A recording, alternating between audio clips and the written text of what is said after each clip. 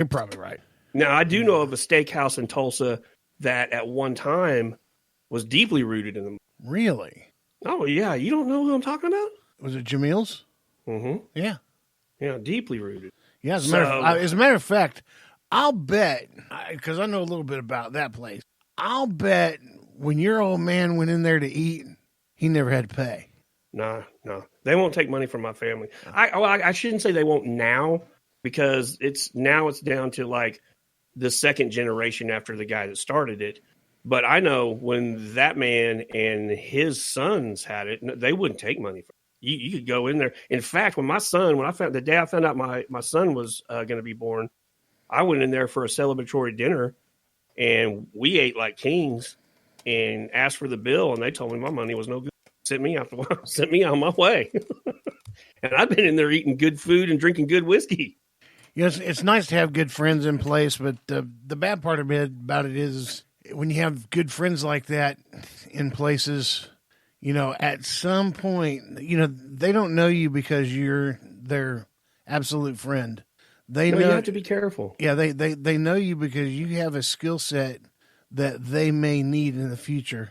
They want your skill set to be in their bucket of resources. Yep. And you got to be real careful when you. Yeah, everybody knows if you go to prison and you get into your cell and another guy comes down from another cell and says, "Hey, I know it's your first day and all that mess, but here's some ramen noodles and some chips and some cookies." And I know he's not doing that because he's a good guy. No, he ain't doing that because he's a good guy. No, he thinks you have something that's going to benefit him in some way. Mm-hmm.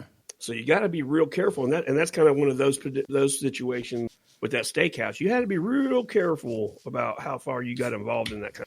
Yeah, and for me, it's I didn't see anything, didn't hear nothing, and anytime conversations like that would go on around me, because you'd think you're at military bases and. Mm-hmm. And so, I can hear sometimes in earshot guys telling another guy, about something that happened overseas. And I'm like, dude, you better shut your face. Keep that on a better DL, bud. Yeah. But most importantly, Mr. Mason, did you hear Mr. Salih tell another soldier about, man, I was just eating lunch, sir. Yeah, plausible deniability is something that I've always been a big fan of. Just eating lunch. I don't come in here to barge into others. If you know me, I stay to myself most of the day. Yeah. I wasn't paying attention to any of that shit. So leaving the subject of plausible deniability, I'm just going to be on the plausible here. In the last 6 minutes, Johnny Simos has give us 3 Marcos. I haven't listened to him yet, but... I wonder if he just realizes what we're doing here. He's burning up the Marco lines, isn't he? He always does, man. I know, man. He's got impeccable timing. We love our party foul, though. Good dude, man. Good people over at the Toddcast as well. They've got some pretty good shows coming out now. It's got pretty dang funny. Between them, Beans has had some great ones come out lately too, and he's got a Culinary Chaos project coming out Friday that I'm looking for. Yeah, man, he's I just wish we didn't live so far away. I know, right? I just want to go up and like give him a noogie on that bald head. Just get down in there with your knuckles and pick him up. I think he's tall though, isn't he? Isn't he tall? I think so. Yeah, I think I'd have to get like an exercise and jump on that, get up there. Yeah, I think I'd get against the wall and be like, give him a bunch of darts and be like, man, I know you're really good with darts. Outline me. That's not the sound of a dart, but whatever. He would probably, Mr. Big Titty. No, we're not. That's not going to happen, Mr. Big Titty. No, sir. Oh man. But if we do go over there, I'm gonna have to educate myself on these darts, dude. I mean, that dude, man. I mean, that's definitely an art. I mean, there's certain art forms that come from bars, and that's one of the top ones. You can't have art without dart. So, I mean, I feel like people that are good at throwing darts, that's more impressive to me, even more so than like people that are good at bowling. people that are real good at bowling, I like to watch them. But people that can be that accurate with a dart, it's pretty impressive. Yeah. You know? I think one step even further than that are the dudes that can throw knives.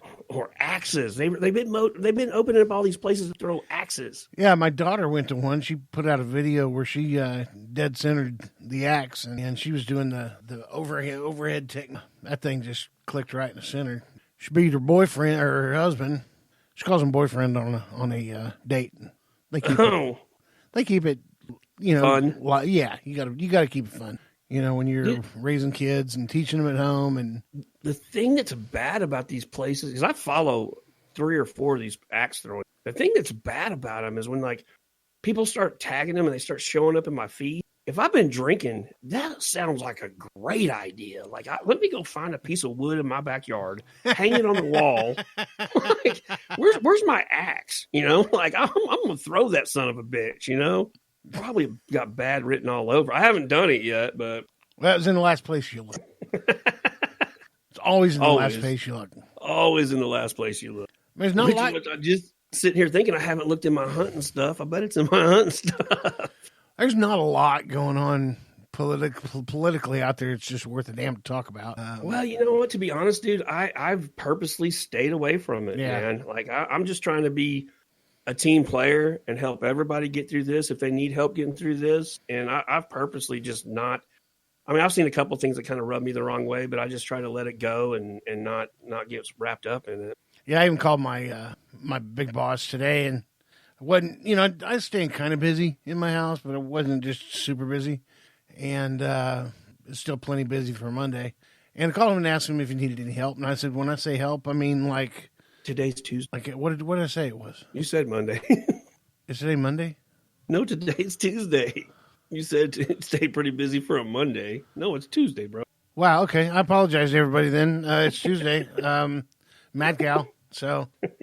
And they're going to be listening to this on Wednesday, so. No, they're going to listen to this on Thursday morning. Yeah, Thursday morning. We're like in a time warp right now. We are. Oh, Lord. Yeah, you could say the quarantine's wearing on us a little bit. Okay, then I'll put it this way. I was unusually busy for Tuesday at home. I called my boss just to say, hey, is there anything we can do for you? Anything you need done at all? I mean, like, just places need mowed. Is there anything that needs to be done? Yeah, we can chip up on because I know you're busy as hell with your stuff.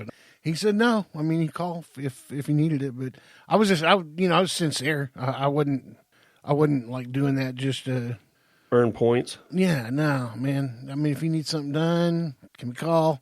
I'll make it happen. Hell, I mean, there's one day you're like, dude, can you come help? Be like, on my way. Yeah, that's a true story. So, and that was at the end of the day that I made that phone call to you. Don't matter what part of the day it is. It just matters who it. I feel like, man, I feel like before yesterday, I had 2 or 3 days. I was really struggling. I mean, I was sleeping more than I usually do, and just it was wearing hard on me.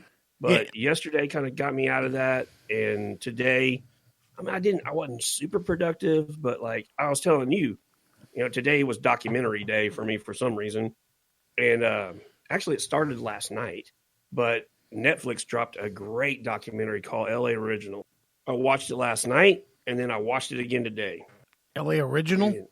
L.A. Originals, and it is the story of anybody that's a really big into tattoo culture will know who Mr. Cartoon is. Mr. Cartoon is a tattoo artist that tattoos a ton of celebrities, usually people in the hip hop game, but he's been around for quite a while doing his thing and gets outlandish money for tattoo people. Well, I didn't know this before I watched the documentary.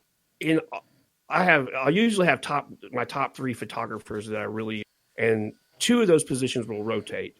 Right. One of them has always been there, and that guy's name is Esteban Oriol, and he is a Mexican-Italian photographer from Los Angeles.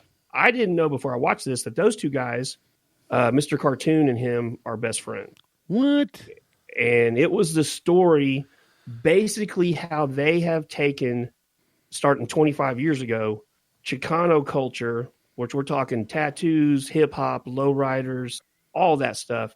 And they took it to the rest of the world, man. Yeah, and we're talking black and gray tattoos, not They look very much like single needle work that you get done in the penitentiary. But I didn't realize this. I guess in Japan, especially with the younger generation, they are completely obsessed with Chicano culture.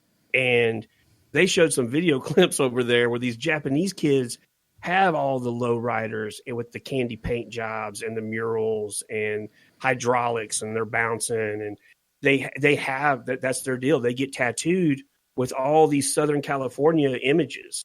The Chicano guy with the clown makeup, that's a big popular one with the Japanese kids. But that is because Cartoon and Esteban took this culture to the rest of the world and exposed it and made it what it is. And Esteban Oriol is one of the most talented photographers. And the really cool thing, here's a little bit of a Tulsa tie to it.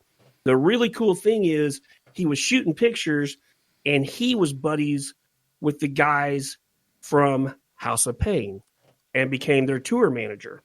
So there was a whole bunch of video clips with Danny Boy O'Connor as a 20-year-old kid running around with Esteban doing what they used to do back then.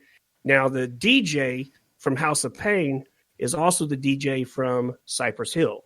Yeah. So Esteban was influential in getting Cypress Hill out there and get them exposed to people and stuff. And here's a really weird part of that documentary. You know the television show Hawaii Five-0? Yeah.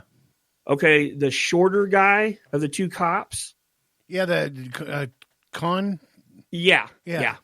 He was actually in a really successful rap group when he was young, and they toured with House of Pain. I never saw that coming. No. Yeah, they were very successful as like 14-year-old kids. But everybody has seen the hand symbol where you take your right hand and make an L, and you take your left hand and make an A over your thumb, and it makes LA. Yeah. That came to be because Esteban was actually hanging out with a bunch of gangbangers, shooting photos. Yeah, that one right there. And a chick that was in the gang saw him shooting pictures and stood up at a table and leaned over and did that in front of his camera. And he shot 2 frames of it, and it just became an iconic image. So he's credited with getting that out to the world. But yeah, it was 90 minutes of getting away from the virus, getting away from politics, and just stuff that makes me super happy, man. I mean, it went into they had a business named SA Studios, that their studio and their business. If you walked out the front door, it was literally Skid Row in LA. There was tents pitched and all that stuff, and so they're living around they're working around all these homeless guys. And Eminem was talking. He said the crazy thing was nobody ever messed with these two. Nobody ever broke in their business. Nobody stole stuff from them. But celebrities would show up to get tattoo work done or have a photo shoot, and they're in the middle of like the dregs of society in LA and scared to death. And these two Mexican dudes are just banging them out, man. Just I mean, it was such a cool story. LA Originals.